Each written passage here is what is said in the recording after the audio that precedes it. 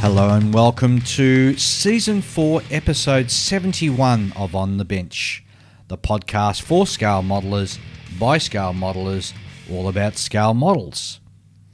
This episode is brought to you by Andrew Millis, who has become our latest Patreon supporter. Andrew has joined the hallowed ranks of our Patreon supporters by pledging $5. And of course, you too can also help Andrew support our show. Just go to www.patreon.com/onthebench and pledge any amount from $1 upwards. Your support of the show is greatly appreciated. The Scale Modelers Supply Lacquer Paints are a new and exciting range of paints specifically designed for the scale modeler. SMS paints have been formulated for airbrush use on a variety of scale model mediums, such as plastics, resins, and even metal. Being designed for airbrush use, all the guesswork with thinning ratios has been completely eliminated. All you need to do is give the sturdy glass bottle a good shake and then simply pour and spray. And of course, being an acrylic lacquer, they are tough. Much tougher than water-based paints and are very fast drying, giving you more time at the bench. SMS paints have a massive range of colours to choose from that will suit any scale model, including Gunpla, car, science fiction, aircraft, military, and even trains. And did we mention they also do a variety of weathering products, brushes, tools, and accessories? Go and check out the full range and find your local stockist by typing in scalemodeler.com.au or simply punch in SMS paints to your search engine. And hey, great news if you're in the US and Canada, SMS paints are now available through usagundamstore.com. So give SMS paints a try. I know you'll be happy with the result. And hello and welcome to the show. And of course, I have with me Ian. G'day, Ian. G'day, Dave. G'day, listeners. G'day, Julian. Hello. Very short and sharp hello. Yep. To the point. To the point. Yep. Let's get into it. All right, let's get into it. So, well, first of all, what have you guys been doing since the last show? Been doing any building or anything? Yeah, I'm still working on the big fella. Yep. That Rex Tokyo. And started working on the base. And I've discovered that when I place him on the base that's supplied, that it looks like he's floating. No. What do you mean it looks like he's floating? He doesn't sink into the ground. Oh. So I'm building up the base. Yep. With modelling plaster and clay and some AK stuff, and yeah, just raising it a bit so it actually looks like he's going to be sitting in the ground, which means adding a lot more rubble and broken bits around. So because he'd weigh quite a bit, the old Godzilla. Yeah, even that one at only 50 foot tall he didn't get bigger until after 68. Jeez, he knows he's Godzilla, doesn't he? He should. He's got enough movies. Yeah. Yes, that's right. I've got every movie now. Every single Godzilla film. Oh. So yeah, that's what I've been doing. So I'll be back on that again over the weekend. Has your stuff for your Airfix kit come in yet? For your Tamiya Airfix kit that you bought? No, I inquired about it yesterday, and what I didn't realise was one of the parts I had on my order was on back order. Right. So with B&A, they usually just ship it all together. So it's like, well, not fussed, as long as I know. Yeah, fair enough. As long as I know. Got them to change the address, so rather than go to home, it's now going to work. Yep, so smart I can boy. actually collect it. And yeah, so it's just a matter of waiting. I'm not fussed. Yeah. It's not as if I'm waiting. I'm urgently waiting for those bits to build, but I'm like you. I get all my deliveries sent to work as well because at least then I know that I'll be there. Exactly. And in this modern day and age, there's nothing more frustrating than you get the delivery company app out and you can see the truck going all the way around everywhere except my work not stopping. Yes, exactly. Oh, dear. So yeah, that's what I've been up to. Julian. Very little. Very little, actually. Yeah? Yeah, I mean, I've been sort of like getting my LVTP5 close to paint. So I've just finished doing all... What? An LBGTY? LV. No. LVTP5. Yep. That's that big bread box. Yeah, the block of cheese. Yes. As I like to call it. And I say block of cheese, but I've actually never come across a block of cheese this big. I have. Yeah, you need to get a pretty big one. Just know lots of Dutch people. Yeah. I love that. And yes, I did have a look at that last Friday at the club meeting, and I've got to say, yeah, that resin that you were talking about is really nice. Yeah, it the is. The sandbags and that, they just fit perfectly. Yeah, this is what, I mean, I'd like to think that it's because this resin was made by the company that made the kit. Yeah. But there's probably exceptions to that rule. Oh, yeah, there always is. Yeah. Always is. Yes. Yeah, and in any case, so I've been doing the tracks for it. And normally I'd be the kind of person who might consider doing the tracks, gluing the tracks on. Yep. Right? But I can't do it. I can't do that with this one. Because it uses the tracks for propulsion in water. Mm-hmm. That's right. Yeah, it's got those blades on the tracks. Yeah, so the very sort of the shape of the tracks are not what you normally expect to see. They actually got a lot of holes in them for water and things to pass through, I'm assuming. Yeah, holes and big paddles. Yeah, and so you kind of have to do them separately because you can see straight through them to the tread of the tires on the road wheels and things like that. So I'll do them separately this time. So I've sort of done them in 3 sections. So I've got like one for the front, one for the rear, and then the flat portion on the bottom.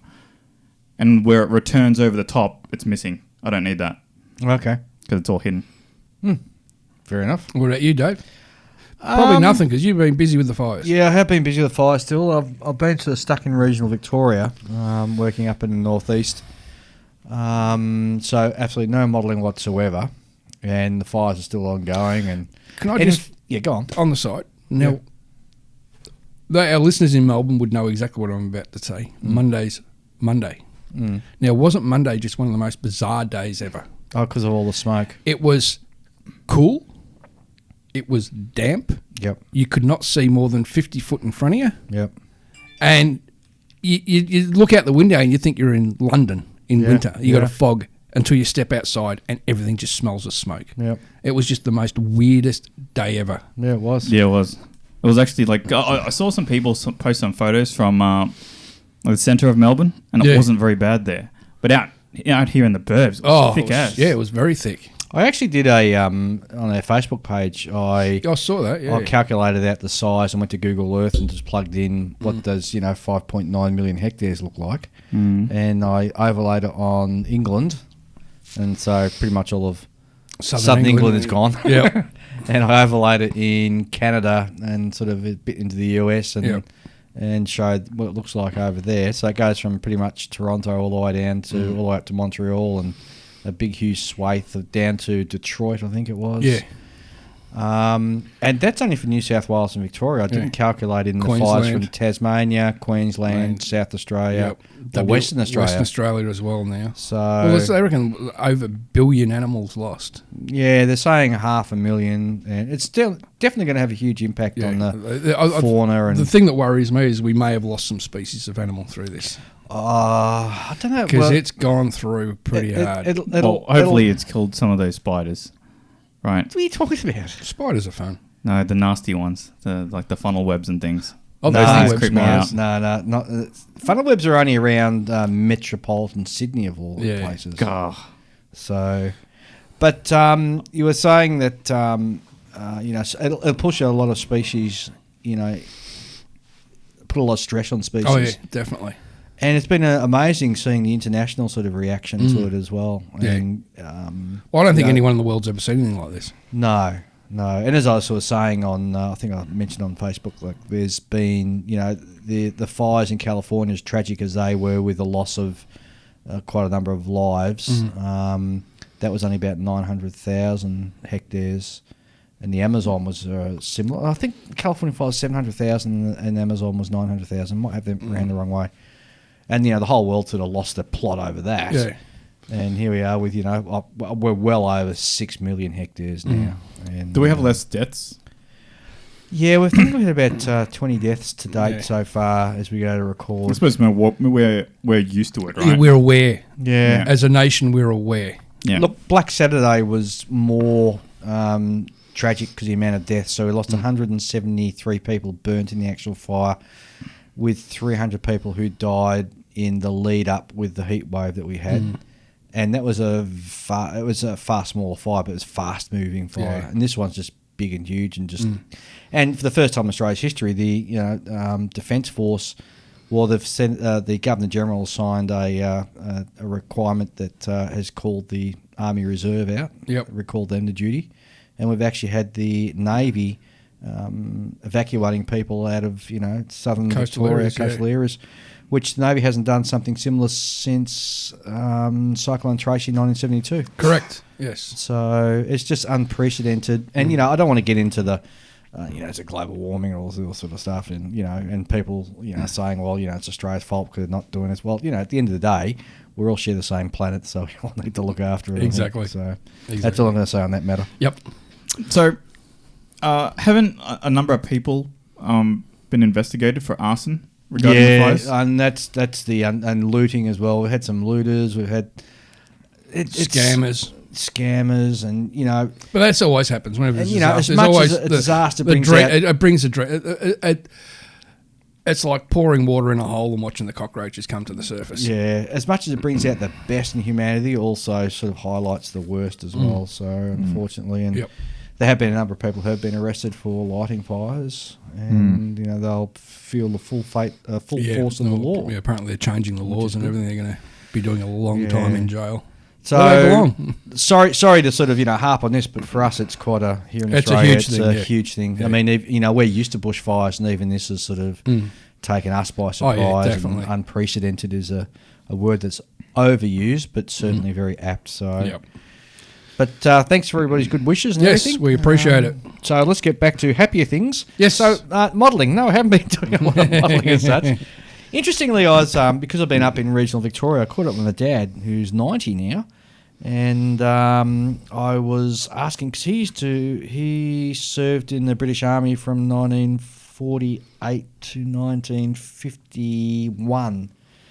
He was supposed to be released in 1950, but the Korean War kicked off, and so they held him in for an extra year. So I was talking to him and having a look at some of the photos from his service, and he used to muck around in Daimler armoured cars. Oh yeah, little Daimler armoured cars. So yeah. he drove around in the Dingo, and he drove around in the one with a little 2-pounder on top of it. I can't think what the name of that is. The Daimler armoured car. I guess. Daimler Dingo? No, the Dingo's the one without the turret. Yeah.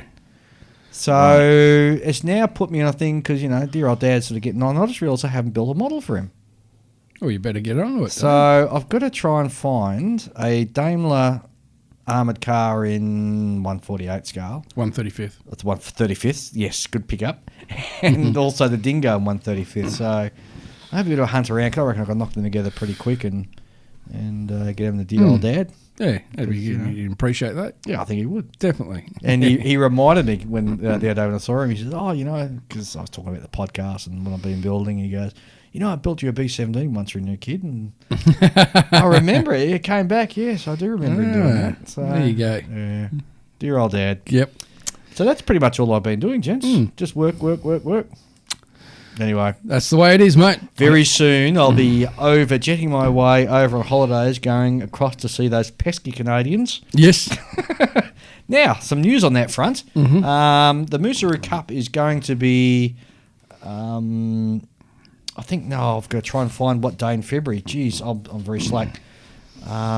We're all meeting up in February at... Not all, we aren't. Well, you aren't because... Yeah. We'll be still down here. Of course you will. Let me pull up the email. While Dave's searching. Oh, here it is. So Saturday, 1st of February, we are going to be meeting at the Canadian Warplane Heritage Museum, which is located at 928 Airport Road, Mount Hope, Ontario in Canada. Now, we're actually kicking off the recording at 2 o'clock in the Dome, whatever that means. Apparently, who's going to be judging the Moosaroo Cup? It is, I did say before, didn't I? Andrew Murrell. It was Adam Murrell. I'm pretty sure it's Adam, yeah. He's going to be judging the Moosaroo Cup, so... Ian, you got to get it to me, your model, so I can get it all I'll bring packed it with up you next time. Yeah, so I can take it across. I'll take it to work and make a special box for it, and I'll have to try and do one. Will you need the instructions? No, just well, you know what? You better give me instructions because I don't know whether they're going to do IPMS or AMPS judging. I'll have to. Well, that's if I still have the instructions. I don't know if I still got them. That's the thing. I'll have to go for a search. Yeah, have to have a hunt around. I could lose some points. Alan Mural. Alan. Yeah, there's that's the name. Alan. Yes. Yeah, that's the name I was trying to think of. So anyway, if you're kicking around Hamilton in Canada on February the 1st, please drop into the Canadian Warplane Heritage Museum at about 2 o'clock. And I'll be there with the boys, of course, from the Scale Model podcast, Anthony and Stuart. And, it should be a fun time. Yeah, and what they hand you over all the roo shoes or shoe roos, aren't they? Yes, they'll give me the shoeroos back. That's right, to take back So you home. can take them all back with you. Oh, dear. Yes, that'll be fun. Half your luck. Yeah, that's all I've got, really, in regards to what I've been doing. So, All right. how about we kick over to have a look at some listener mail because we've been getting quite a bit and love hearing from you guys. If you want to send us an email, you can do by sending us an email to onthebench64@gmail.com. If you go to our Facebook page, there's a little link up the top. You can just click on that, and that'll lead you straight to the email component as well. So first up, we have from Mike Luck. Thanks for all the great information and entertainment. I finally listened to your end-of-year show and heard you mention the C5 launch of the Minuteman ICBM. Remember I was talking about how they used to dump it out the back end while it was in flight?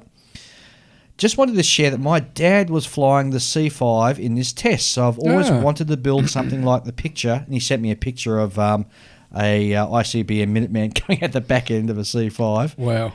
I've always wanted to build something like this in the picture that I've posted. Would be a huge challenge for me. I'm starting with some simpler projects of planes he flew. As always, you've inspired me to get to work. So, and he also sent the link for the YouTube video of the Minuteman being launched out of the C5. Thanks and Happy New Year also, and best of luck to all of you and your countrymen with the fires. Thank you very much. Thanks very much, Mike. And, gee, that's awesome. His dad actually worked on that project. Yeah.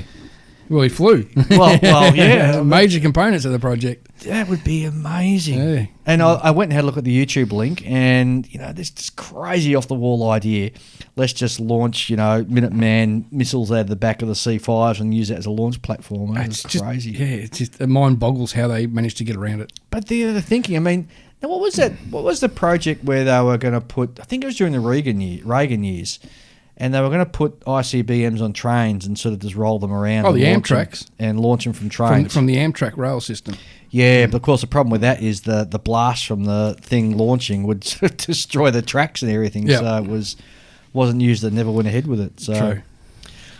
All right. Andrew Mill writes, "Hi benchers, just thought about a build between the three of you. Remember how we were talking last episode? We were. Yeah. Yes, we asked people to give us ideas. Yes, I think we've opened a can of worms. Good. Anyway, Andrew Millis writes in and says, you all could build a new Tamiya monkey bike. Out of the box, except for colour and weathering, to be judged by listeners at the 2020 Model Expo here in Melbourne. Third place buys lunch for the other two." Cheers, Mike Millis. Wow. What is it? Monkey bike? Monkey bike, yeah. What's that? Mini bike. It's a little mini bike that Tamiya makes. Yeah. Because in Japan they call them monkey bikes, Right. whereas we just call them mini bikes. I don't know this kit.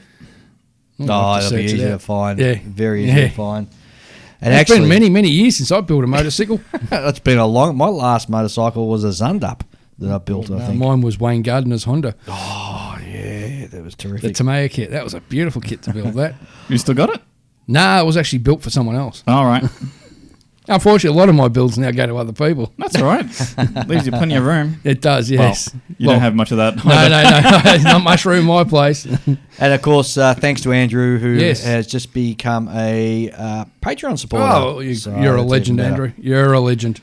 Our good old friend Tony Jacob. G'day, Tony. Hello, Tony. Tony writes, "G'day, Dave, Ian and Julian. For your challenge build, how about each doing a Wingnut Wings kit of your choice?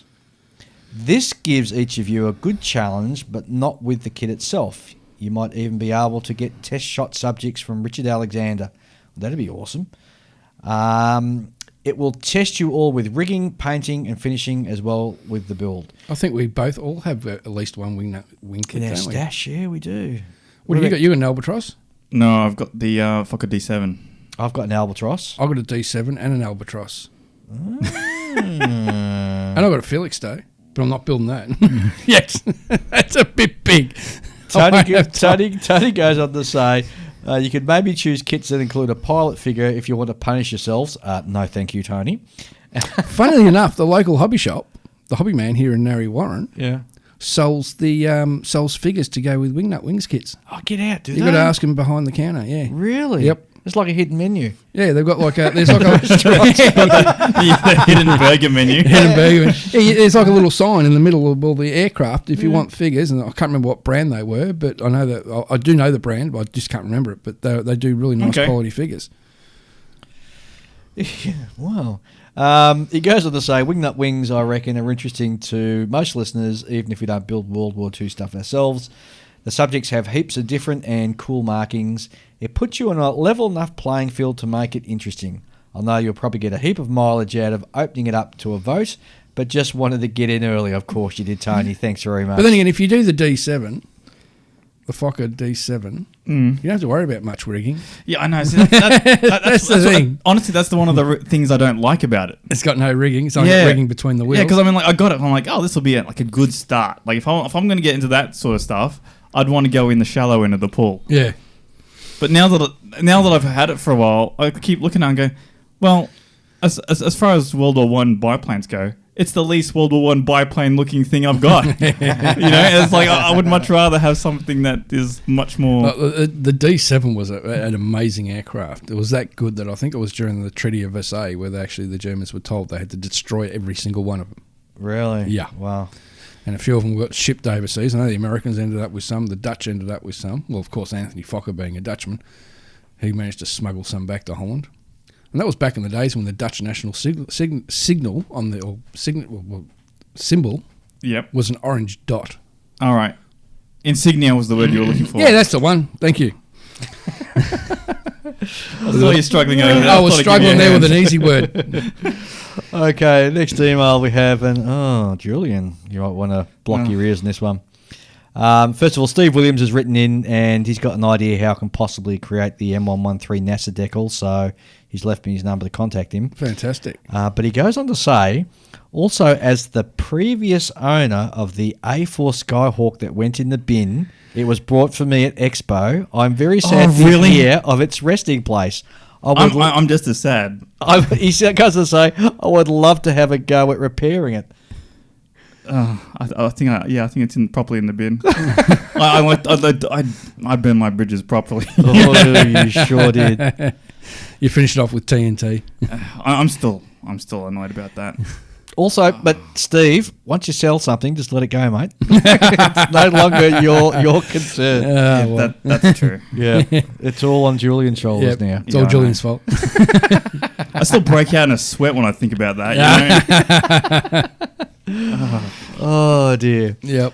Okay, let's continue on. We've got a couple more to get through. Paul K writes in, well, I started your 2020 podcast and it's getting me motivated to finish my B17 build. Your podcast is very motivating to get me going. I enjoyed hearing about the fires out there. I even know that fire is good for some types of vegetation. I would also like to be part of the Julian Fanboy Club. That guy cracks me up. Right. There is something sardonic and just plain funny about that guy. I like him. Thanks, Paul K. You reckon he's funny? You should look at him. Yeah, that's right, Paul. Oh, wow.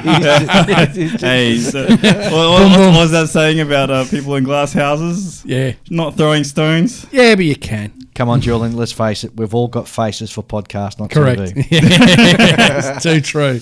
Our mums all think we look good. Yeah. And Paul, I know Paul quite well. I hope you get out and get some more hunting done while the snow's still falling, Paul. So I'll wait to see some more pictures. Ah. Yep, he goes hunting with his dogs and shoots pheasants and doves and that sort of stuff. So very cool. Nice. Can I just say, whenever you say that, oh, here's a piece of fan mail type thing for you, I'm always worried. I feel like I've gotten in trouble with a teacher or something, Well, and I'm about to get it. The interesting thing is, Ian and I never get the fan mail. It's always directed at, they Really? want to be a Julian Jewel. Yeah, Julian's maybe- Jewels. I think it's just a fad. Hopefully No, it'll it's not a pass. fad. No, I don't think it's a fad. It's an institution. Yeah. Need to get a T-shirt made up, Julian's No, Jewels. Yeah. you stop that, all right? Julian's Stop Jewels. Uh, They just like hanging around. trust me, guys. He's well, you know the old slang term for your tackle, is the Jewels. family jewels. Mm. Yeah. You're gonna have a play on words with that. You could do a really funny T-shirt. Couldn't You you? could. I'm getting dark They- looks. these, I'm getting dark looks. these jokes have not. They have been heard before. Yes. You know, I mean, like you have the name Julian, and you hear this stuff Yeah, you would. every 5-10 years or so. Come on, Ian and I have to get our kicks somehow. It's the only way we can. All right, last one. Hey guys, my name's Andy from the UK. Hi, Andy from the UK. I listened to the podcast from the beginning and I loved it. Oh, you poor thing! You listened to the first. Oh God, the 10 first few. episodes. Oh yeah. Oh, I don't even want. As far as I'm concerned, they should be burnt. Only recently just got back into modelling and started by doing a Zvezda 1-100 tanks. I never knew Oh Zvezda yeah, did they 1 do. to Yeah, 100 yeah. tanks. I think that's the more the wargaming size, isn't it? 1-100. Yeah, maybe. I don't know. It's they do a bit of Because weird Zvezda does stuff. a lot of stuff for wargaming, and Do you they get them with those really? little hexagon bases and so forth. Oh, really? Yeah. Oh, I didn't know that. Yeah, I've got a bone wrecker. I think it's called a bone wrecker. The Russian. It's like an assault motorboat with a tank turret on it. Oh, yeah. Well, that's yeah. done by Zvezda, and that actually comes with like a little data sheet for wargaming. Oh, there you go. And he continues on. He says he does the 1-100 tanks as they are cheap and simple, and I found it a good way back into the hobby. Yep. I've now got a stash of over 20 kits. Haha, Andy, that'll grow, trust me. Yes. And I've just begun my first rigging with HMS Victory, the Revel kit, which he says is awful. And the rigging is a headache, but I've got the bug for ships and galleons. Good on you. I just wanted to thank you guys for the great job, and I've gone and got my first ship, which is a Mung 1-700 scale Bismarck. You have officially inspired me into ships. Thanks again, guys, and keep up the awesome work. And if you're going to continue on with 1-700, look at Flyhawk. Flyhawk does some really good Flyhawk stuff. do some amazing detail in their 1-700 kits.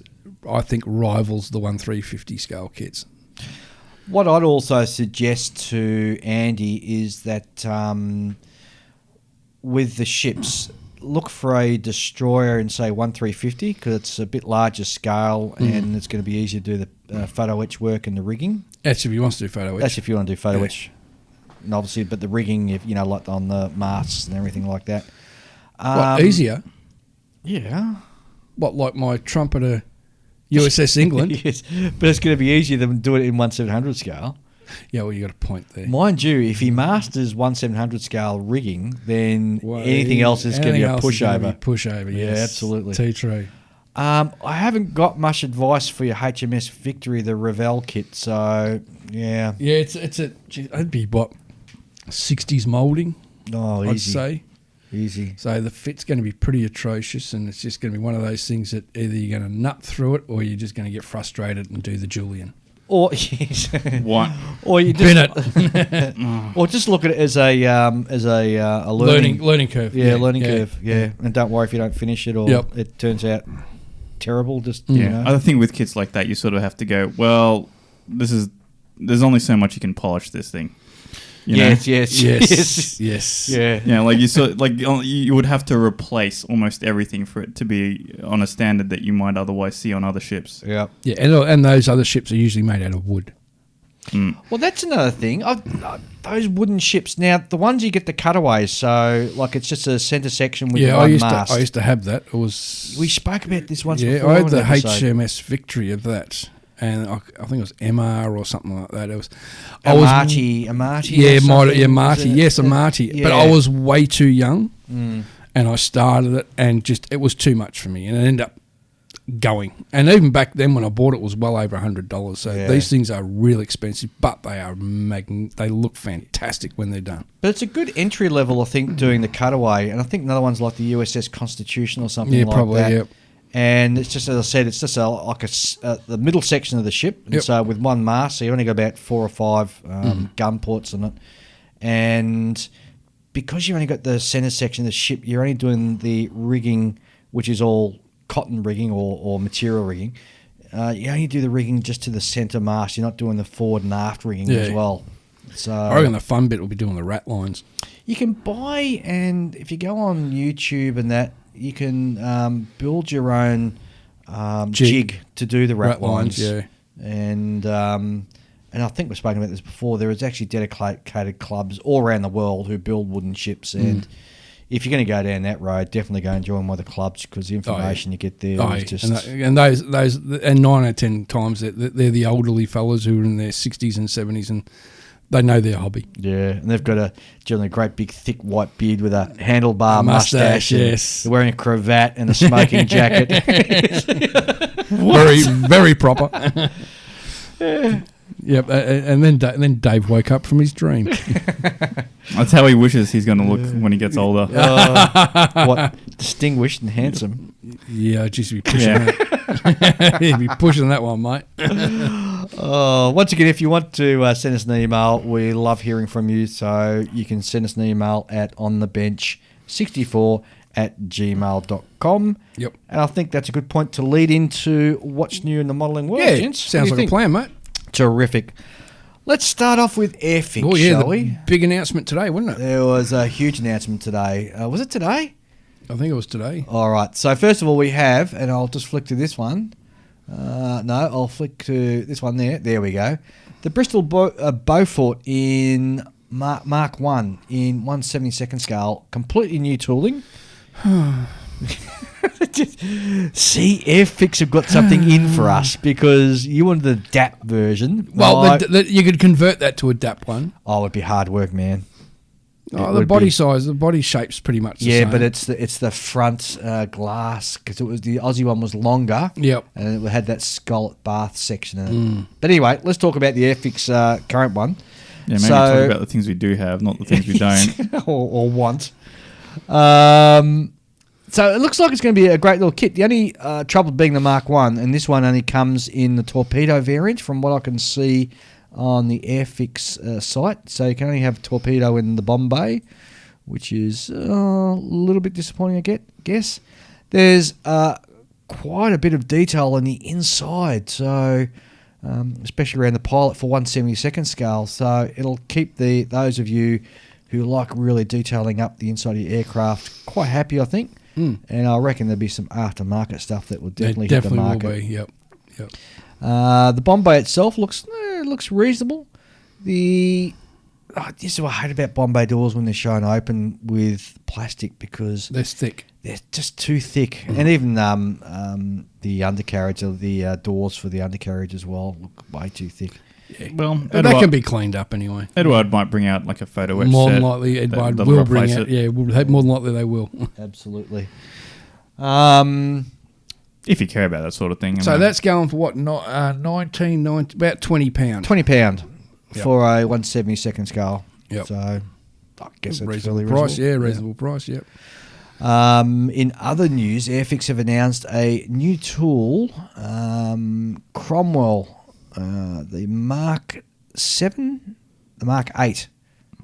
The A27M? Yes. Which I'm just trying to think of the last time Airfix did a big 1/35 scale tank. Well, they never have. Yeah, I don't think they've only recently. I think it's the old Italeri.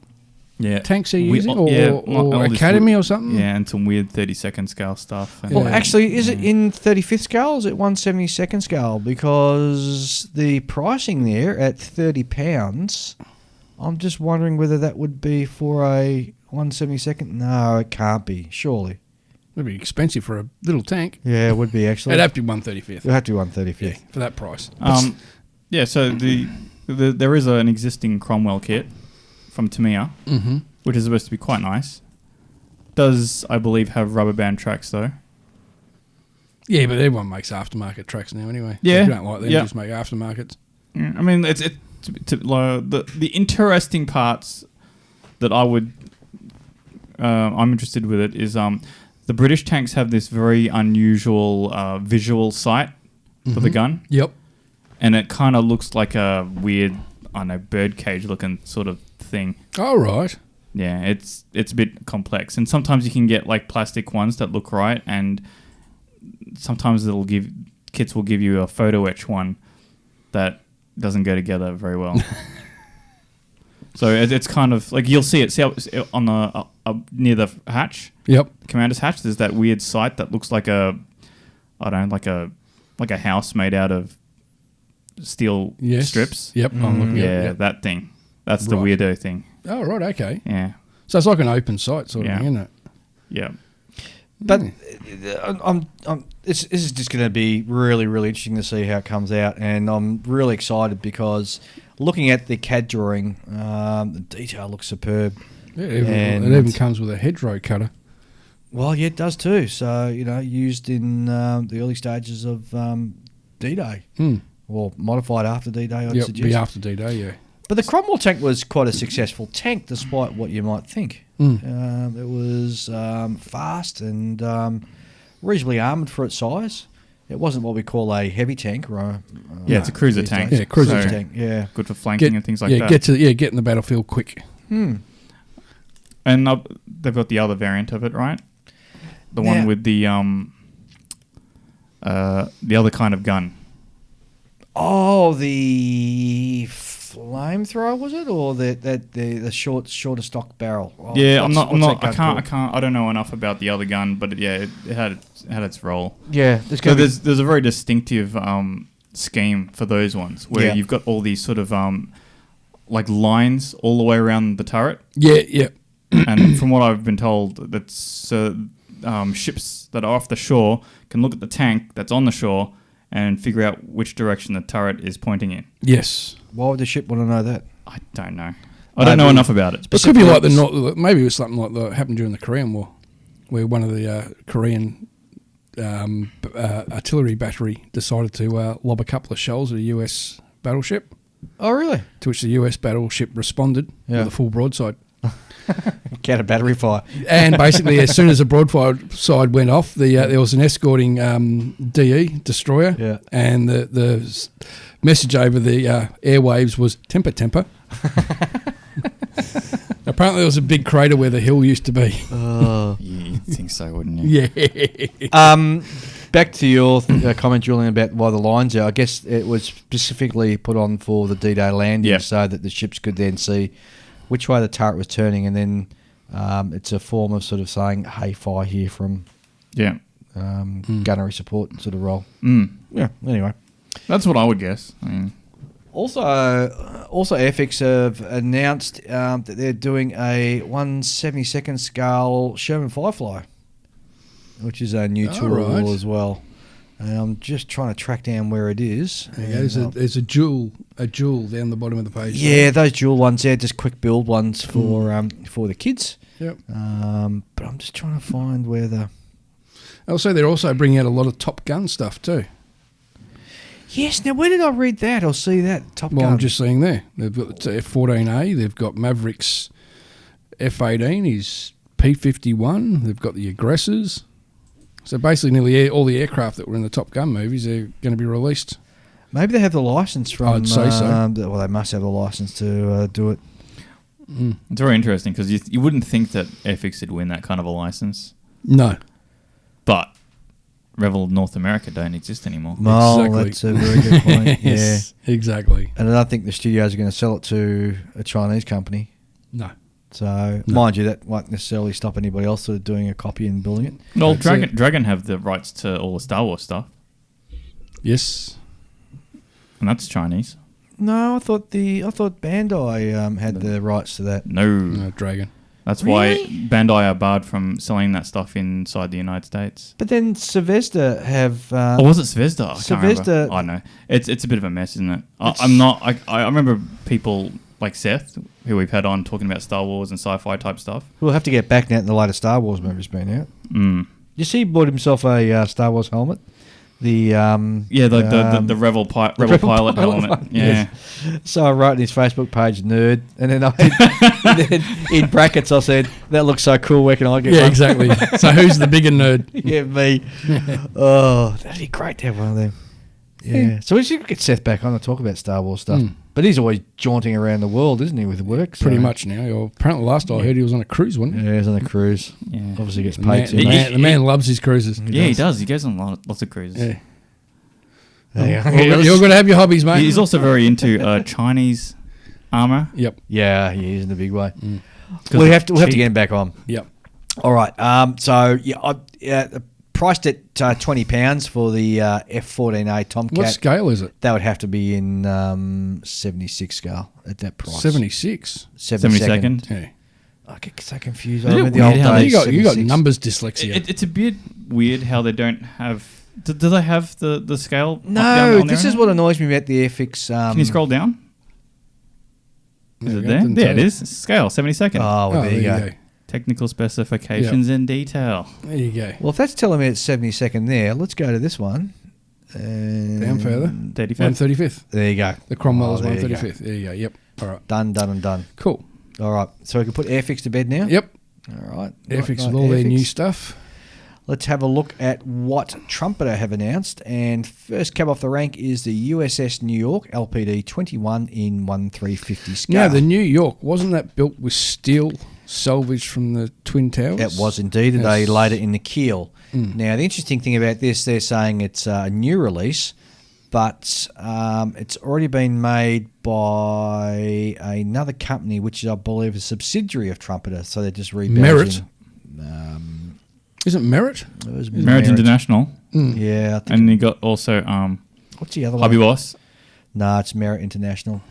And so even though they're saying it's a new mold or it's a new kit, it's actually the current mold. Now, I've actually got this, and it's sitting on my shelf of doom, believe it or not. It goes together extremely well. So the challenging part is building all the 1/350 scale armour that goes with it. It's certainly a challenge. Let's have a look at that. I just chose a desert scheme for the Abrams tanks. It was nice and easy. Oh dear. But yeah, it's a great kit. It goes together really well, and you get a couple of landing craft with it, as well as a landing aircraft cushion as well. Couple of aircraft. The You got Osprey. Ospreys. and the Sea King. no. Sea King. What's that big US Marine one? Yeah, the big one. It's like What like the Jolly Green Giant. Yeah, but the marine version. Yeah, the marine Yeah. version. And you got Chooks, Hueys. and also giving you some. It's got those hovercraft on it. Yeah, so I said the LCAC. Yeah. So and it also comes with tanks to put on it. Yes. So it's kind of like those babushka dolls, you know. Yeah. Yeah, there's ones that. So you Every got time you like open one it, fits something inside the smaller. other, you know. Yeah. Okay, Julian. Hey, I know what he's talking about. Yeah. The interesting thing about it is the hull, the lower hull's all in one piece, so you don't have to worry about some pesky seam lines. Of course, with Trumpeter, always you've got to put the bow on. For some reason, they can't do that in the moulding process, but not too much work to do. Yeah. And as I said, I've One piece and a bit of putty. I've got the kit, and it's a great kit. Thoroughly recommend that you get the aftermarket photo etch to go with it. Yep. Total part count 760. The length of the kit is just a shade under 600 millimeters. So it's about a couple of feet. That's a pretty good kit. Yeah. Next up, this is an interesting one which I've never seen Trumpeter do before. They're doing the Beijing, I'm going to pronounce this, Sheiyuan Courtyard House. It's in 1/100th scale. I'm almost certain you guys butchered that translation. Oh, more I than did. likely. Yeah. So the Beijing Shiyao is a traditional building in China, meaning... C means east, Yep. west, south, and north, the four directions, and he refers to the houses that were distributed like like the caricature for house, which embodies the traditional values and ethics of Chinese family. It enjoys a long history of more than 800 years of being built, and the colour guide showing the placement of the decals, some decals, which will save you having to paint the ornate details if you desire. So that's just an interesting thing that sort of popped out, and I've never seen that before. So. Really? Because like, if you've ever seen like those photos of Japanese hobby shops, and they've got the Imperial Palace. Yeah, they've got stuff like that. Everyone's built the Imperial Palace. That's like a whole genre over there. You know, people will build like essentially models of buildings. Yeah. Like they come as kits. Wow. And it's all like old, you know, like Meiji castles and stuff like that or whatever. Yeah. Oh, I never knew that. Yeah. It's a whole world out there that I've just had my eyes opened up to. You don't see those kits out here. No, that's the trouble, I guess. Well, it doesn't appeal to the Western market. Exactly. I think you're pretty lucky to find probably half a dozen people in this state who would probably even build something like that. Yes, absolutely. Next announcement in 1/200 scale is the RMS Titanic, and it comes with the LED kit. Now, I believe that they copped a bit of flack over the this particular kit. There's some inconsistency or some errors in it or something like that. But at the end of the day... It's a big kit of the Titanic. 1/200 scale. It's the only sort of game in town at that scale, so I'm quite sure you can sort of fix up any sort of minor faults or anything in it. The interesting part is all the LEDs that come with it, so I'll be interested to see what sort of price this comes out at. And for those of you who have always wanted to have a crack at LED to put into your model, here it is all in one big bag ready to go. And it's all plug and play. Yeah, so you just plug it all in. You don't have to worry about soldering anything. You don't have just to think about it. Yep. Which is a great way to get into it. I think it's a great idea. And I'd love to see, a lot of the sci-fi companies that do the sci-fi stuff, sell a lot more of that as an option. I remember talking to Chris, who was who's been on the show a few times. He says there's companies that do actual lighting kits for Legos. And when you look at these lighting kits, it's just so easily adapted for our hobby. It's funny. It's all plug and play. I went and had a look at that, and they're exorbitantly expensive. Metro Hobbies sells them, I think, don't they? Yeah, they're very expensive. So, because I was thinking about looking at getting that, and it's because people with Lego have a lot of cash. Yeah, modelers don't. No, we don't actually. Well, that's true. We don't. We're modelers. We don't have much cash because we spend it all the time.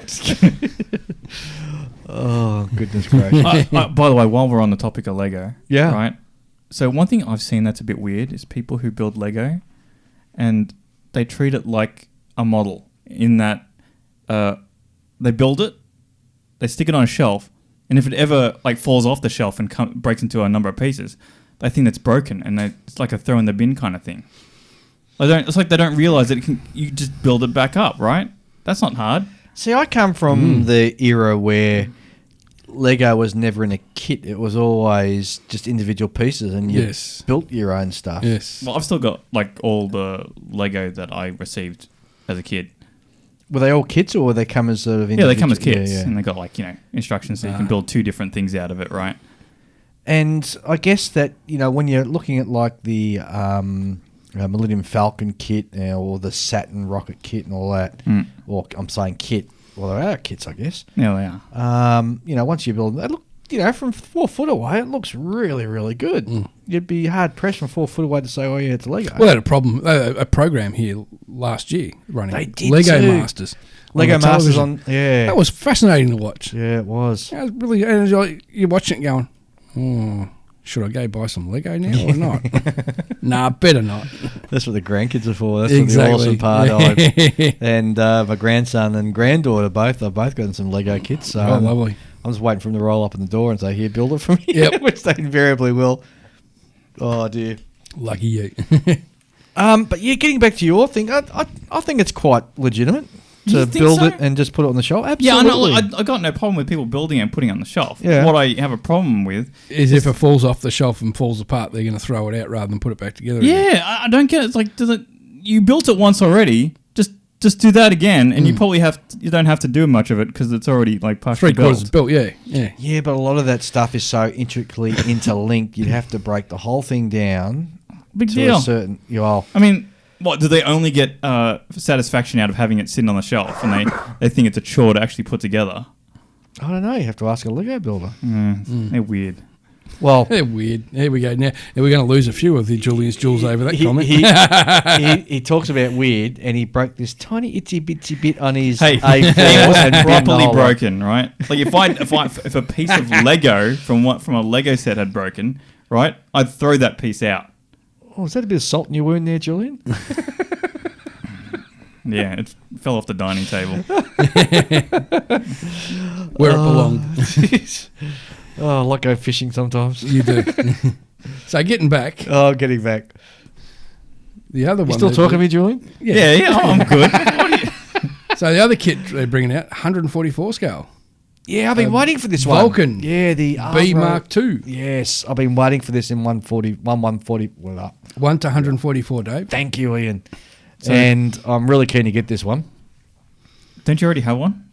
No, I had it in 72. 1/72 scale, but I sent it to one of our listeners up in Queensland. His name escapes me at the moment because he sent me something down. I thought, oh, that's very kind. I'll have to look for something to send to you, and I sent that to him, and I don't know whether he's been insulted or impressed. It was the old Airfix one.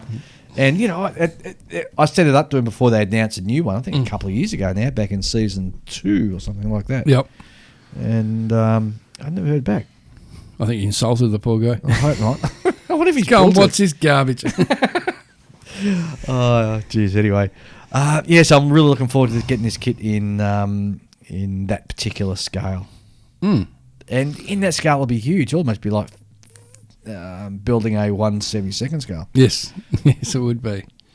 Next up, we have in 1/700 scale, still from Trumpeter, is a PLA Navy Type 01 amphibious transport dock, which looks... 071. What did I say? You said 01. Oh, I beg your Have pardon. you got the 7, Dave? I'm going to get my glasses fixed, man. It looks like... All right. This particular ship is a amphibious transport dock and looks remarkably like the US Navy's USS New York. And I guess, though, you know, it's funny because when people say, oh, this country's aircraft looks very similar to that one, rah, rah, rah. And it's like saying to somebody or two separate people, okay, draw me a picture of a bike. They're both going to come up with a very similar design, aren't Exactly, they? yes. So I guess there's only so many ways you It's can a design. design that works. Yeah, there's only so many ways you can design something. But it still looks Yeah. remarkably like the US Navy's LPDs. And usually when someone like does a vastly different design, people make fun of them for it. Yeah. You know, like French cars and French aircraft. I don't want to be too hard on the French, but they do tend to do things a bit weird sometimes, don't Yes. Like what? Don't be hard on my French. I'm off to Paris. I love France. they? Well, I mean, and it works and the sometimes, but food sometimes and it doesn't. You know, the champagne. and the weird engineering choices. I mean, you know. like what? Champagne and frog's legs. Well, I mean, you know, some of the Citroens were a bit weird. Oh, they were out there, but they were ahead of their time. Yeah, they were. They I were absolutely really agree. ahead of their time. Yeah. But with any kind of innovation, sometimes there's a good case and a bad case, right? And they built the Mirage, which is a beautiful aircraft from the 1950s, 60s. Would you still think that if we hadn't adopted them? Yes, because it was just that pure Delta wing. And I just love the Delta wing on the aircraft. It looks awesome. It Right. just looks like it goes fast when it's just sitting there doing nothing. Yes. Okay. French tanks, however, modern French tanks, I find some of their designs, or particularly from the 70s and that, a bit of odd designs. But anyway. Come on, you're talking French. What about the French bombers from before and in the early years of World War II? Yeah, during the interwar period. There's some strange ones There's there. some real weird looking stuff, mate. Some of those potezes and things like that. Yes, no. You know, the designer, when they're designing, they probably had an idea in mind as to what they were trying to achieve. It was French. It was built with flair. He looks good. He's not functional, but he looks good. I think it'll work in your French accent there, Ian. Of course, that's my way. But I mean, like, they make for good modelling subjects because they're so interesting. They Yeah. do. Well, that's all from Trumpeter. And I think that's about all I've got for what's new in the hobby world. Unless you guys got anything new. No, I haven't seen anything that's jumped out. But I just saw a picture of a monkey bike there. Oh, did you really? Yes. Didn't see that at all. See, Dave, you go to see top, boom, monkey. Yes, the 112, monkey, I-25 or 125. And that's the monkey bike, Julian. There you go, Julian. That's what a monkey bike looks like. How old's this kit? It's. I think they originally bought them out in the 80s. To me, it did. 80s and 90s. Yeah, but this particular one's relatively new though. Yeah. Only recently sort of been done. The price is about Australian $30. Yeah. That's reasonable. Yeah. Very bizarre. So that's a possibility for the podcast build. Yeah. We'll figure it out. I like the idea of doing the Wing Not Wings one, Okay. personally. There you go. All right, guys, what do you reckon we have a break and we'll come back and what are we talking about tonight anyway? Listen to that and everything. Julian picked the subject tonight. Well, it's sort of like basic beginner scratch building and modifications and things like that. Oh, yeah. Bits for your kits. How's that for a title? Yeah. I mean, Bits for your kits. kits. Well, for your kits. I say simple, but I mean, people who are advanced modelers will still do that sort of thing. Yep. Because sometimes you don't want to replace it with resin, but you want to upgrade it. All right, well, how about we have a break and we'll come back and talk about bits for your kits. Sure. Sounds like a plan. No worries, back shortly.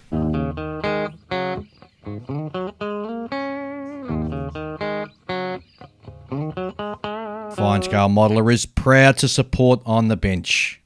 Fine Scale Modeler is the world's most recognised and essential magazine and is available in all good newsagents and newsstands or wherever you purchase your magazines. Alternatively, go to their website www.finescale.com and subscribe to either the print edition or the digital edition, or why not both? Go now. Go to www.finescale.com.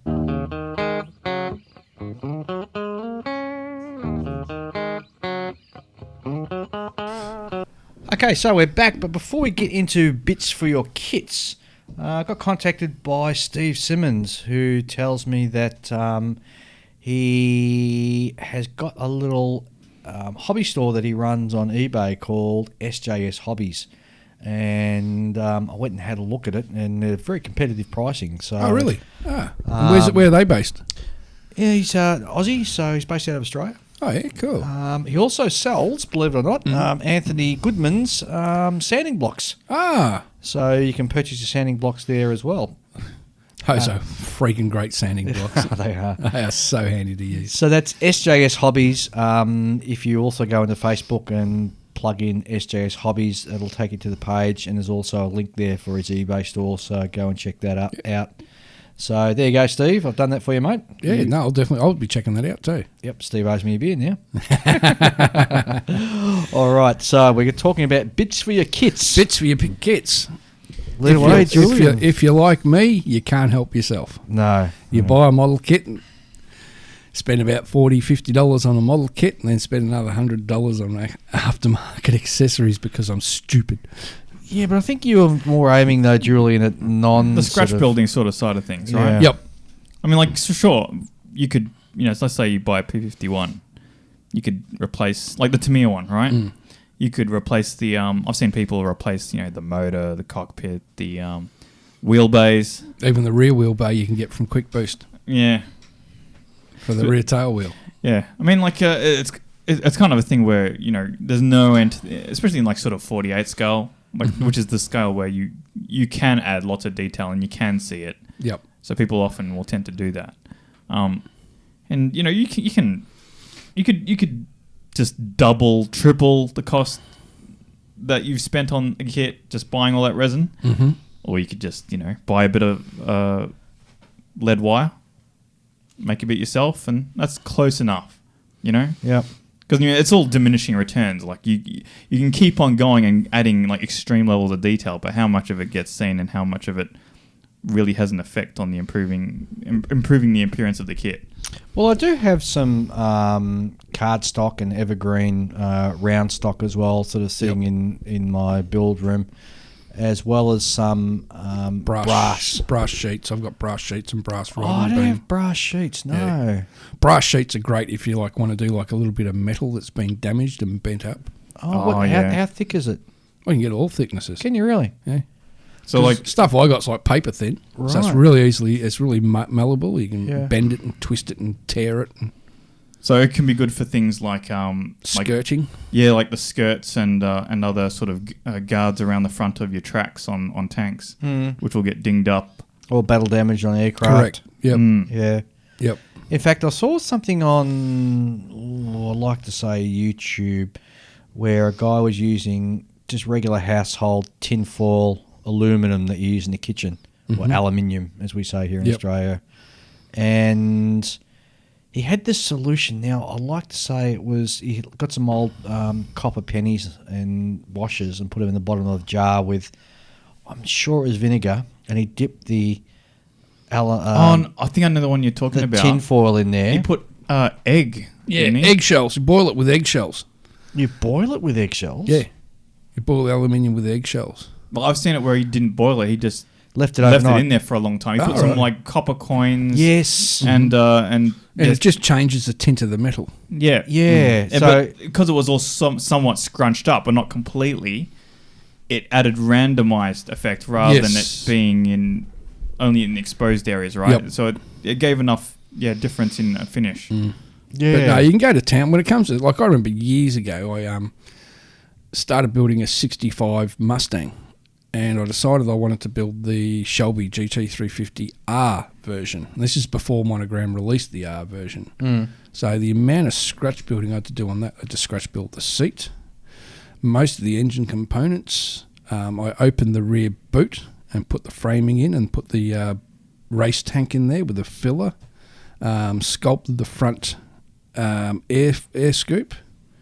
Just went nuts on this thing. And it was all just stuff I had lying around. Shame I was very young when I was doing it. And when I look at the pictures of it now, I go, no. But it was a stepping stone. Yeah, absolutely. It was a mess, and it was and I learnt so much just by using these bits of plastic, brass, whatever I could find. Well, it's funny. I wouldn't call myself a scratch builder by a long shot, and I admire those guys who can build a complete kit almost just from cardstock and a plan. But I'm finding as I'm going along, I'll use a little bit of round stock here and a little bit of brass leftover photo etch, for example, here. Yep. And I even find that sometimes when you get your sprues, you get some interesting shapes on your sprues. And I'll keep some sprues and just snip them and put them in a little drawer because it's interesting shapes. And I think, that'll be good for one day when I want to build something that's sort of, and Sci-fi. Well, not just sci-fi, but anything, like a little rounded end or something like that. So like it looks like a dome almost, and it'll just save me from having to scratch build it later on. I'll So just keep it as a basically, bit. they're called greeblies. Well, greeblies is what the sci-fi guys call it for scratch greeblies, building. yeah. Greeblies, yeah. So you can call it. Isn't greebly, it I funny guess. how like one single video by a guy who used to work on Star Wars, and now that's a common word. Yeah. Yeah, but they call them greeblies in Industrial Light and Magic. Yeah, That's what I mean. Yeah. That Yeah. was Who did Adam Star Wars? Savage, Adam isn't it? Savage, yes. Yeah. Yeah. He popularized the term. Yes, greeblies. I don't. Well, he. Because I know the greeblies they were talking about was a component you used to get with the Hasegawa 1/72nd scale Leopold railroad gun. Yes, that's And right. it was a round bit. And Yes. apparently that round bit was put on nearly every single thing they built for Star Wars, at least once.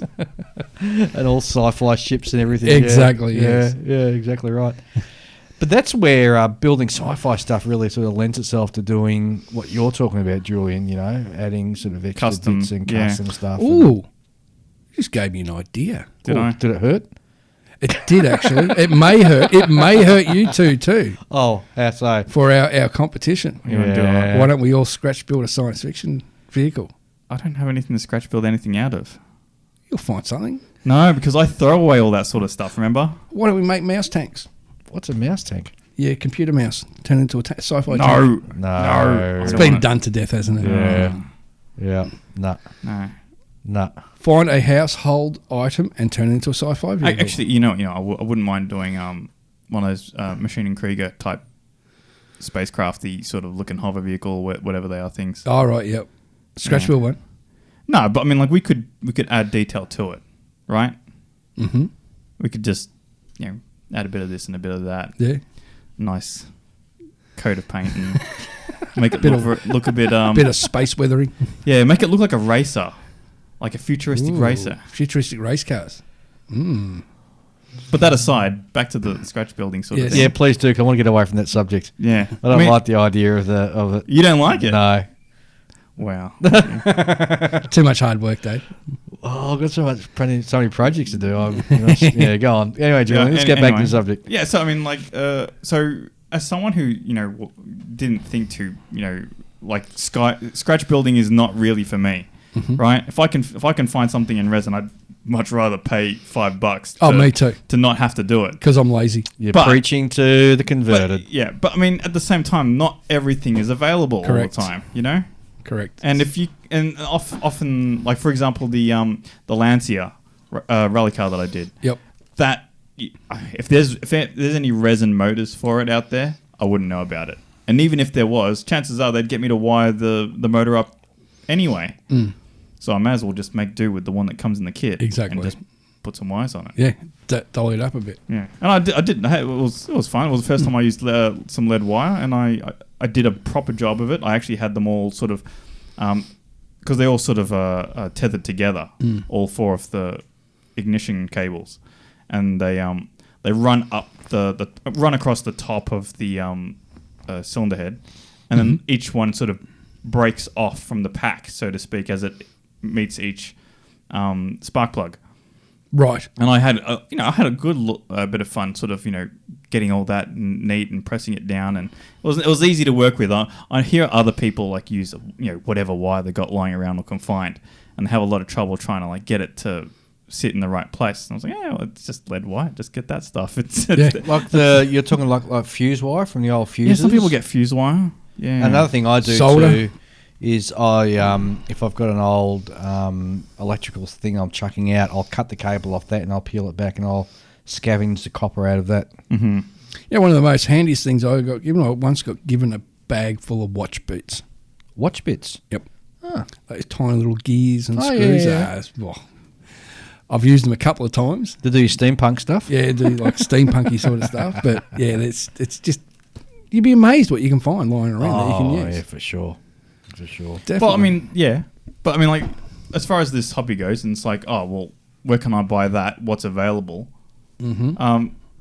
Lead wire, plastic hard, round stock, brass rod, all that sort of stuff. Foam. I'll tell you what, high-density I've foam. used a lot of... I bought ages ago. What happened was I built a Focke-Wulf, and it's the Tamiya one, and the guns that are outboard on the wings, they stick out and they're molded into the wing. So they break off when you build Yeah, they break off, right? So I broke them off. I think I accidentally broke one off, and then I broke the other one off intentionally. I'm like, well, I'm going to have to replace these. Yep. No, you know what it was? There's it's not the outboard ones, it's the inward ones. They're molded as part of the wing. And so you can't clean up the wing. Because that's a 20 mil cannon, isn't it? Yeah, the 20 mil cannon. So they're molded as part of the wing root. And the good thing about those is most edge. of those Focke-Wulfs didn't have blast suppressors on the end of the barrels either. So it's just like a pure barrel that hangs out the front. Yeah. So it's always a sticking point. So I just got rid of them. I was like, I cleaned up the leading edge really nicely, and then I drilled some holes, and I thought, well, I'm going to have to replace these, so I'll replace them with some brass tubes. So I went down to the hobby shop. That's the good thing. See, here's one thing. If you're going to buy brass tube and stuff, it's so much easier if you walk into a hobby shop than buying it online. Yeah, agree, 100%. Right. It's actually a lot of trouble because you look at it and because they'll have on an online shop, they'll have them all as separate products. Yep. Right? And so you're scrolling through for the right diameter, right? And even then, you may end up with something a lot thicker than you think you're asking for. So that's where vernier calipers come in handy. Yeah, right. But as Julian said, when you're online, you can't use them when you're online. No, you measure the part that's broken off and your vernier calipers, and you get an idea of what size you're after. Yep. Yeah. Well, and electronic vernier calipers are worth next to nothing. $20. Yeah. We spoke about a couple of episodes ago. Yeah. Julian poo-pooed us. Remember? Yes, that's right. Yeah. I poo-pooed lots of things. I can't remember everything I've poo-pooed. In any case, so I bought had to disband the whole regiment. I mean, I only used like maybe a centimeter of this pipe. Yep. for each side of these guns. But I've used them for so many other things since. I can't even remember what I've used them for. All I know is I turned around one day and I've got barely any of it left, you know? What intrigues me is guys when they're really sort of detailing up the wheel wells of modern jets or even World War II stuff for that matter. And they'll use a lot of that sort of lead, soft lead or the fuse wire or whatever, and they'll sort of, get it in a wiring loom or something like that to represent hydraulics or even electrical runs. My question is, how do they glue it to the actual kit? Super glue. Just super glue? I would Super imagine glue. so. Because you'd have to get a really tiny dab. We're talking about only a really thin bit of... You're a ship modeler. We're ship models, Dave. We know how to use small amounts of glue. I know, but it's funny you should say that because, I wouldn't think twice about doing it on a ship, but geez, I'd be quaking me boots when I did it to an aircraft. Really? I don't know what it is. I'd be more worried trying to do it to a very small scale ship Well, rather than a 48 scale aeroplane. It's funny, isn't it? How you got these preconceived sort of biases or fears. You know what? There's another thing. The coiled cables, like the kind you get on old fashioned headphones. Oh yeah. Right? Because they'll often have it for the in the cockpits, right? For the radio or mask or whatever. Well, it was. not just at the for example, the current pilot mask, for example, that they have the air mask, and they've got that sort of coiled look to them. I've seen a guy who's got a thin piece of wire, and then he's gone and wrapped another one tightly around, wound it around, and it looks like a flexible hose. Looks really cool. I've heard of people using guitar wire. That's very inflexible. Yeah, that's what I was thinking. Yeah. Guitar wire. Ah, but I see what he's saying, because a guitar wire has the strands wrapped in one direction. Yep. And so it would look like a flexible hose at the right scale. Yep. It's not for every occasion, I imagine. Inspired. That is actually inspired. I'll have to go down to the music shop now and have a look at guitar wire, man. That's cool. I got plenty at home. You used to play guitar, didn't you? No. I knew a lot of people that played. I could not. I was told that, we're after a few beers and everyone else had a lot of beers. Yeah, I do look good hanging around with a guitar, but I don't sound good. Yeah, I sound awesome after about 8 beers. I reckon I sound good, but no one else thinks I sound good. I couldn't hold the note to save my life, mate. But that's inspired guitar wire, yeah. Yeah. I'm really old. That's the reason why we have him on the show. I've demonstrated value, have I? Absolutely. He's paid his dues for the year. He's paid off his free meal for the night. Yep, that's it. Too true. But no, I used to do a lot of scratch building when I was younger. And mainly because back then you didn't have all the resin aftermarket and photo etch aftermarket. So it was like necessity, had to do it yourself. In younger years, going back to younger years, I built the old Williams Brothers 1/32nd scale GB racer and decided to open it up. So I opened the cockpit up, redid the dash, made my own bezels out of just a tube, some alloy tube, just cut really fine and polished and glued in place. And for its age and for my skill set back then, I thought it looked pretty good. I'd probably look at it now and go, ooh, but back then. But all that stuff helps you because it makes you think outside the box. Yeah. But it's funny as a modeler, you have a different eye when you're, just walking through a hardware store or when you're walking through a junkyard or, you see these little things, you go, I don't quite know what that bit would be good for, but it looks really cool. And I reckon one day in the future, it could be really come in handy if I need something like that. I'm similar to that, but when I go bushwalking, I tend to bump into trees because I'm always looking at the ground looking for, that looks pretty good. It's a pretty nice looking bit of moss. If I drive there, it'll look nice on a base. Oh, there's a nice looking stick. How you bought a while back those, the little... thing for stamping out leaves. Yes, the leaf cutter. Yeah. So I've seen that used, and what they did is they dyed tissue paper. Yes, because the problem, they sound like a really cool tool until you click it out of paper, and you could have some. A lot of people made the mistake of getting A4 sheet of paper and painting it green or brown and then cutting it out. Yeah, and then it cuts out the shape, but you got this white outline. Yeah. Whereas if you got 'Cause pre-dyed the- tissue yeah. paper, which is a lot thinner and you can bend it a lot easier, that's a much better idea. Yeah. Well, I think they sold on the concept of you buy this and then you can clip real leaves. Yeah, but real leaves are too thick Yes. for 35th scale. For the scale, But yeah. also, they go brown over time. Exactly. You won't have any nice orange or green leaves after I learnt that a when month. years ago when I did my Stegosaurus diorama. I made a tree, a very ancient style of pine tree using asparagus fern. Oh, look, come up really nice. It looked great. But after a few years, it went brown and all the nettles fell off it. Well, because people get the idea like, oh, but I could make it out of this kind of stuff, and then I'll seal it with clear. You can't seal everything with clear. No. It's not Not like as- not- it's not not tr- a cryogenic freezer where it just Yeah. holds it in suspended animation forever. Exactly. And like dried asparagus fern, as soon as you hit that with an airbrush, it's just going to turn to dust and disappear everywhere.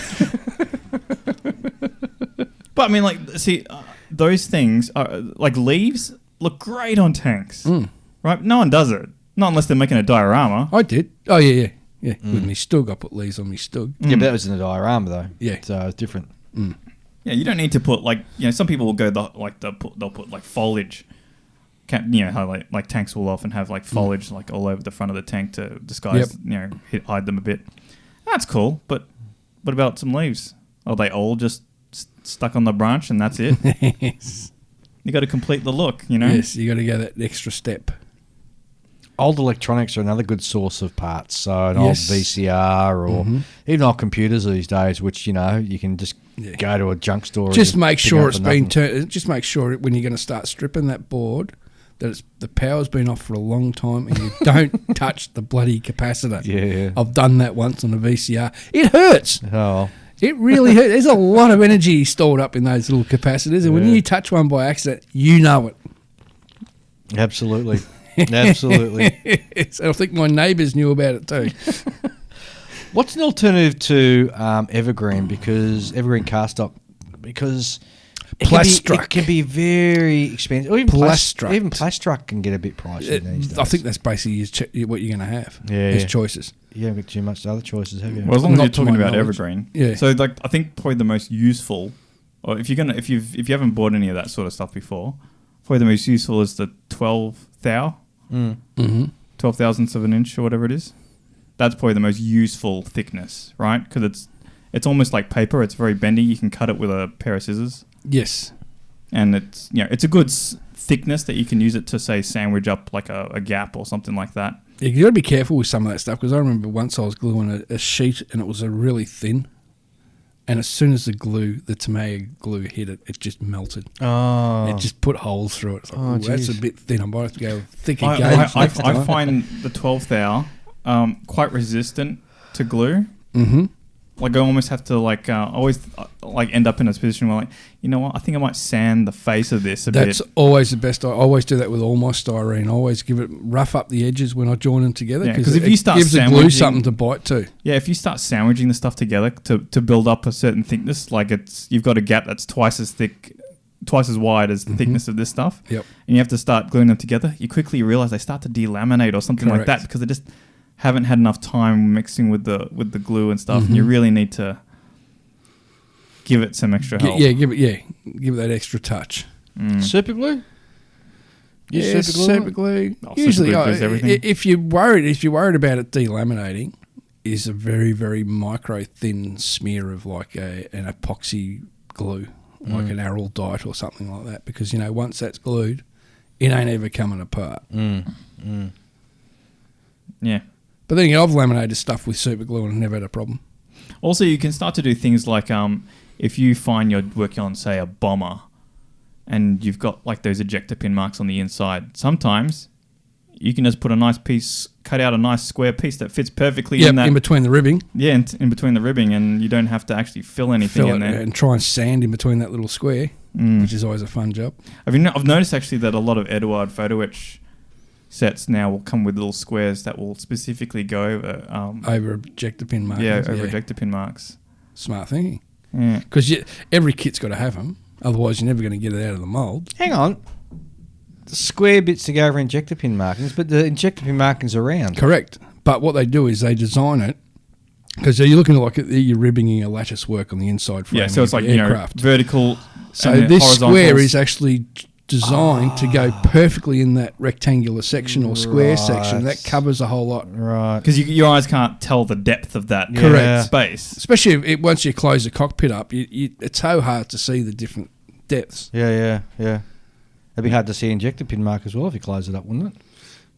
Yeah, sometimes. It depends on the kit, right? Yeah, it does, yeah. Because there's nothing worse than doing a really nice job on a cockpit and it looks really good, and all of a sudden you start giving it a wash, and next thing you know, where'd that round circle come from?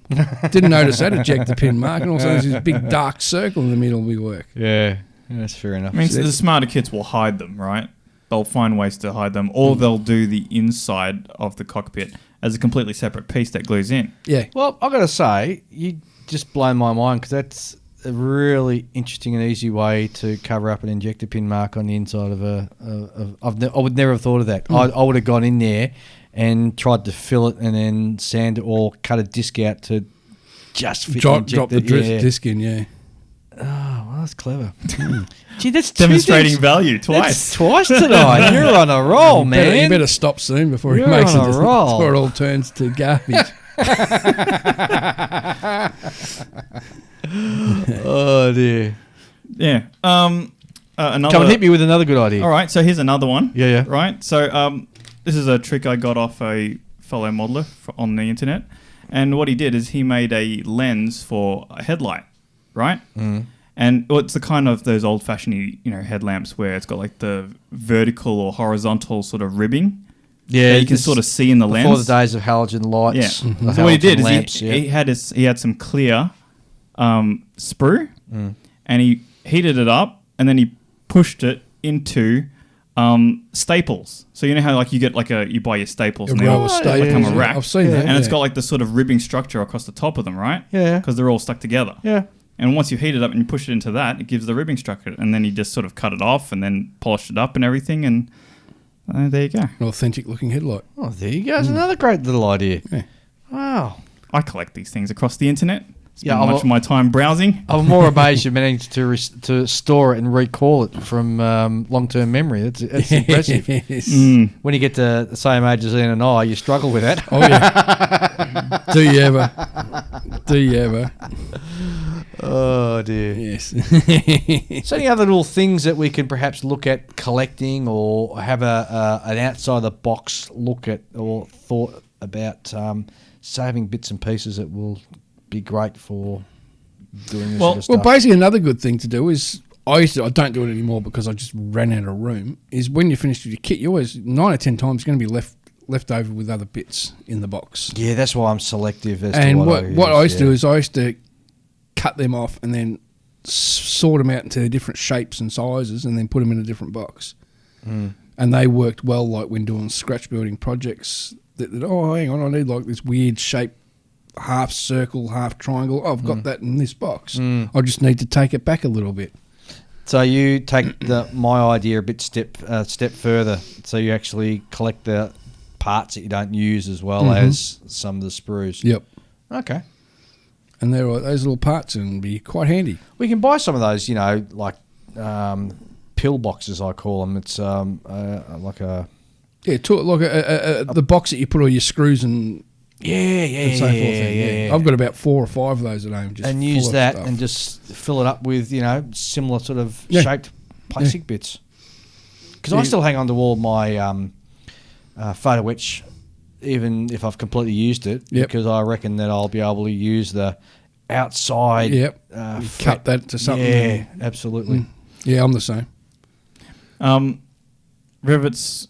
We've talked about before, how you can buy rivets, but you can also get like the bolt heads as well, hex shape, because that's not a shape or anything you can scratch build. No, but you can buy like a whole stack of them that come on a sprue, and then actually you can buy. I think it's a photo etch sheet that's got all different size bolt heads, and all you do is you just melt it with a sprue and push it through.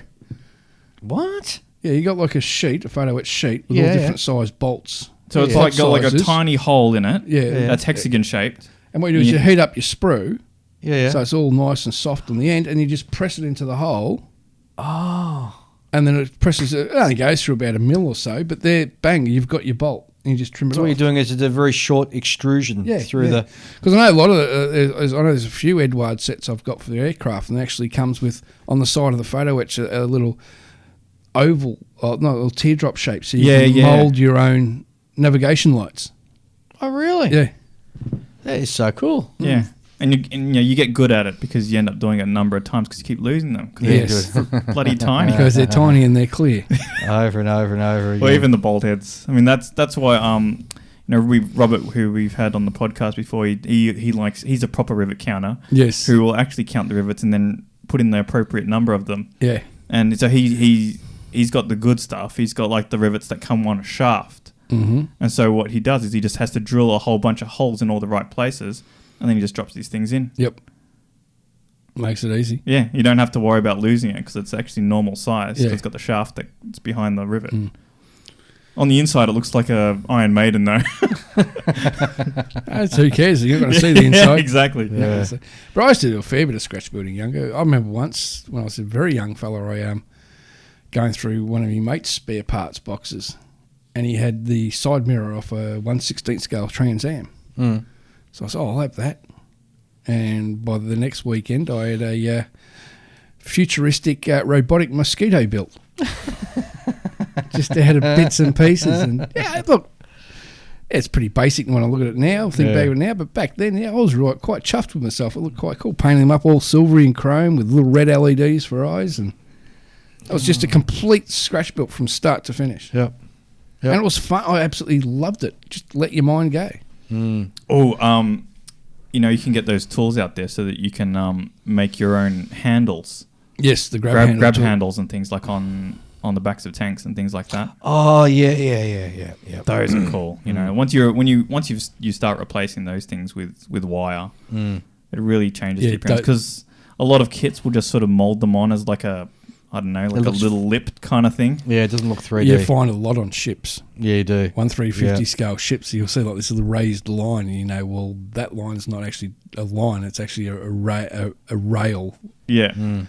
Which in a lot of photo etch stuff you now replace anyway. And I'm thinking like Japanese or turrets on their battleships, all those individual little grab rails that you sort of got to come in photo etch now, and you got to glue them on, and it takes you forever. No, but it's it really changes the look of it, doesn't it? Stands out. I noticed it does stand out when you do that. Because now it doesn't look like a 2-dimensional thing; it looks like a 3-dimensional. Yeah, exactly right. Yeah, exactly. Yeah, but it's getting the little bits in there in place, and God, I don't know how the 1/700 scale boys do it, but even in 1/350, they're tiny. 1/200 would be a lot easier. You're thinking of the 1/700 boys. Yeah, sorry, the 1/700. Yeah, but then you got to worry about. But then you got to speak to people like Callum, who we had on one of our first shows. Yeah, that guy's a maestro when it comes to 1/700 scale ships. Yeah, absolute maestro. Well, he's got no eyesight left anymore, but I know he makes a pretty penny doing those ships, though. Yeah, he does, doesn't he? Because every time I see him, I have a chat with him. I say, "Oh, you got another 4 or 5 of those Anzac class?" Yeah. I said, "Oh, they're all for one guy." Yeah. He's already paid half of it. Jeez. So he makes a bit of cash of it. Oh, good on him. Yeah. I'd worry about doing my hobby and getting paid for it because then you're working to a different timetable and to a different master. Exactly. And then you got to wonder, would I still? Well, look, if you're really picky about that sort of thing, you could always price it so high that the money's the motivation, and if they still go for it, then you make a lot of money. Yeah. Well, my current project's not for me, but it's not I'm doing it as a favour, or as a thank you for someone that's helped me out. Yeah, I've done that before, and that's a different sort of way of doing it. But I'm just worried that it would just take the zing and the love out of it. I mean, with our very first episode, we had Russ French on. Yes, who has made a fantastic business out of building models for the defence industry and for collectors, and he's booked out nearly 12 months ahead now. Yeah, he's that busy. And he's still got the passion for doing his 1/72 scale radio-controlled stuff, ships and everything. And, good on him. I'd be really worried. I don't think I've got This is the trouble, right? There's no way I could work from home because there's so many distractions at home. Yes. I would never be able to work. I'd be going, oh, look at that. Oh, look at this. I'll just flick the TV on. Oh, look at that movie. I haven't seen that before. Yeah, that's like Julian with me the other week. Yeah. Introduced my new television to YouTube. Well, there goes modelling for that week. Finally watch YouTube videos on a 65 centimetre screen. Woo, it's a whole new world. So lots of modelling documentaries I've been watching. Absolutely. It's all fun. All fun. But no, scratch building is great. And as I said earlier, scratch building is one of those things that really helps you hone your skills. So I guess in wrapping up then, what we can really say is just keep your eye open for little weird, strange things. Yep. Don't just chuck your sprues out afterwards. Yeah, but I mean, like, also, it also pays to have like like your styrene sheets, you know, brass rod, brass tube. I think probably brass tube's more useful than brass rod. C-beams, L-beams, I-beams, always handy. Yep. Always got a collection of those as well. They're the C-beams are very handy for one reason. Like, a lot of aircraft models sometimes forget to put the canopy rails in. Oh, yep. So if you get the right size C-beam, you just glue that in place, and there's your canopy rail. Because I know the MAL 48 scale P40 series, not one of those aircraft, it was like this, the whole section where the railing is was removed from the kit. Oh, all right. Which was weird because you looked at it and it was like the cockpit would have this big, the side of the fuselage had this step down where that would be. So every one of those I built, I just used a bit of C-stock C-beam. Yeah. And glue that in place. It fitted perfectly, and once painted up, it looks like a rail. Yeah. Also, if you're going to start doing scratch building stuff, you need, I would say this is a necessity, get yourself the little tiny drill set. Yeah. You can't do much without it. Well, even that cutter that you bought, Ian, has chopper. to be a must. The chopper. Oh, the chopper's great. Oh, yeah. I love the chopper. I've got to get myself one. Still haven't got it yet. See, I don't do enough scratch building to justify something like that. Yeah, but you know what? I reckon that the one time I would need it, it would pay for itself by having it there. Yep. Because it's too far to drive to Ian's to pinch his. What, 10 minutes, 15 minutes down the road? Yeah, but when I'm in the zone, man, I don't want to go in the car. When you're in the zone, you do. Yeah, you don't want to leave. I just want to stay at the bench and just keep going along. That's where Dave goes, rings Ian, and he goes, come over. Bring that tool with you. Yeah, I'll ring him up. Hey, do you want a beer? Yeah. Oh, when are you coming over? Do you want to bring this cutter tool as well? Yeah, no worries, mate. Cast texture. Cast texture? Oh, Yeah. on tanks. On tanks. Oh, you know? yes. Yep. Yes. So, I mean, well, not just tanks. I mean, there's lots of things that have cast texture. Well, anti-slip on wings of aircraft. Yeah, so that's something I'll be thinking about doing for that thing I bought last time, the MLRS. Yeah, non-slip textures. You see them a lot on tanks these days. Yeah, a lot of tanks have that. Well, it's funnily enough. Because no one really wants to slip off of one of those and this break is a weird. neck. Here's a weird juxtaposition. So you've got a war machine that is designed to kill people and other tanks in the most efficient form you can design, and they're worried about their own troops slipping off it. So OH&S dictates you have to have anti-slip on this part, this part, and this part. Yep. I just find it amusing, an amusing juxtaposition. Well, the idea is to kill the other guys, not your guys. Yeah, exactly. Yeah, I know, but it's just, it's just It does your head in. It does my head in, yeah. Well, consider this, right? So not a lot of militaries used to put much stock in the ergonomics of tanks, you know? So, like, just cram the 5 guys in there any way you can and tell them to do the job. Very true. Right? Oh, but now you think of those poor guys in those German Stugs. They were literally in each other's laps. Yeah. And then you know, they stuck out in the desert for 6 hours. Imagine the stink. Have you seen the mine flail that they used to put on Matildas and things? Yeah. And they had the box Yep. with the motor and a guy that was sitting in that box on the side of the tank, no armor, no nothing. Give you some danger pay. Yes. Yeah, and you get that from getting caught with the commander's daughter. That's how you end up with that job. There's no one out there in the desert. That's right. In any case, back onto the cast texture. So there's always the Mr. Servicer type thing. Yeah, where you stipple it with with a cut down brush. Yeah, but you know, depending on who makes the tank, if you look at the real tanks, they're not always as rough as people would have you believe. And people really go to town with the rough texture on the cast tank. Yeah. They're not that rough that you're going to cut your hand trying to climb all over it. And then there's also sometimes people want to do the rolled steel texture, which is almost the same thing, but then they sand it afterwards so that it's got patches of roughness. Yeah. But still somewhat flat. Yeah, smooth. Yeah. That's an interesting one. I'm not sure if there's that much benefit to it, to be honest. It depends on the scale you're doing it, because 1/72 scale, you 35th scale. 35th scale. Yeah, but I'm saying a 1/72 scale, you wouldn't notice the rolled steel effect. In 1/35th, you probably would start to see it, but then again, you've got to be up fairly close to the kit to notice it. I guess it depends how sort of realistic you want to try and replicate the subject matter that you're modelling. Yeah, but some people get more out of construction than they do out of painting. Oh, yeah. I mean, there's some people that absolutely hate painting. Yeah, I know. Which surprises me why you'd be a modeller and hate painting. And you got other people who... Well, there's always going to be one stage that you don't like, right? Yeah, either deckling or the painting or the assembly or the sanding or the PE or the rubber tracks, vinyl tracks...